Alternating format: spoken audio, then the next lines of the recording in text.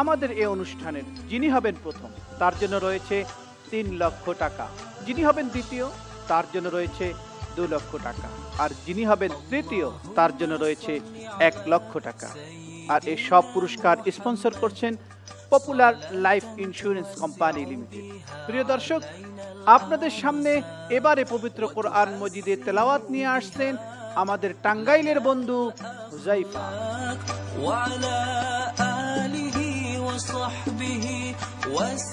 আসসালামু আলাইকুম ওয়া রাহমাতুল্লাহি ওয়া বারাকাতুহু। ওয়া আলাইকুম আসসালাম ওয়া রাহমাতুল্লাহি ওয়া বারাকাতুহু। আউযু বিল্লাহি মিনাশ শাইতানির রাজীম। বিসমিল্লাহির রাহমানির রাহিম। إذ يريكهم الله في منامك قليلا ولو أراكهم كثيرا لفشلتم ولتنازعتم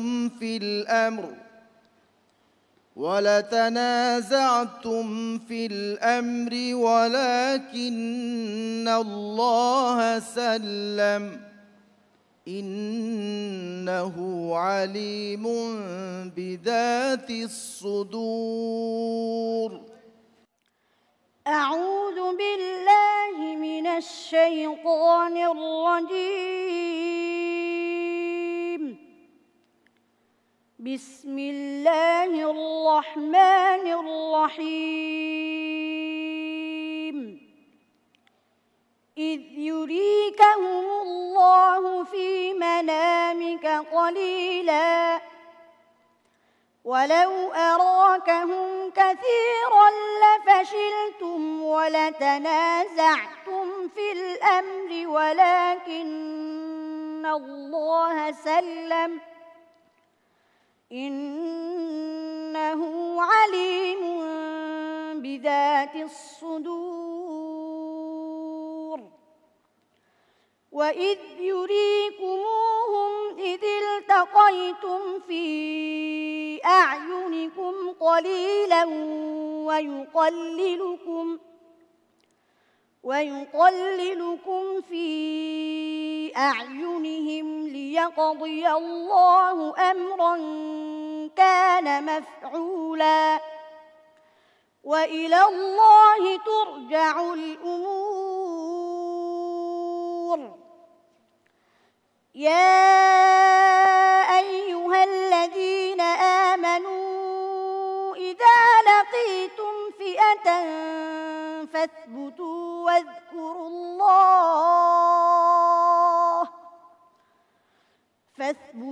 واذكروا الله كثيرا لعلكم تفلحون.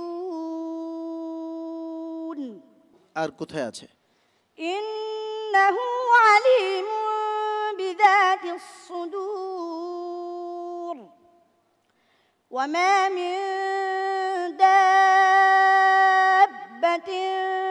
في الأرض إلا على الله رزقها ويعلم مستقرها ومستودعها كل في كتاب مبين. আর কোথায় আছে? إنه عليم بذات الصدور.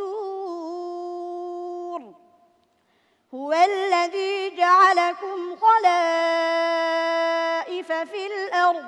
আর কোথায় আছে? إنه عليم بذات الصدور. وإذا مس الإنسان ضر دعا ربه منيبا إليه ثم إذا خوله. আর কোথায় আছে? إنه عليم بذات الصدور. وهو الذي يقبل التوبة عن عباده ويعفو عن السيئات ويعلم ما تفعلون. আর কোথায় আছে? إن إنه عليم بذات الصدور ألا يعلم من خلق وهو اللطيف الخبير মাশাআল্লাহ মাশাআল্লাহ। صدق الله العظيم মাশাআল্লাহ মাশাআল্লাহ। হুযায়ফা অত্যন্ত চমৎকার তেলাওয়াত এবং অত্যন্ত চমৎকার দক্ষতার সহিত তুমি প্রশ্নের জবাবগুলি দিলে। মুহতারাম হাফেজ কারি মোহাম্মদ আনোয়ার হোসাইন, আপনার অভিমত।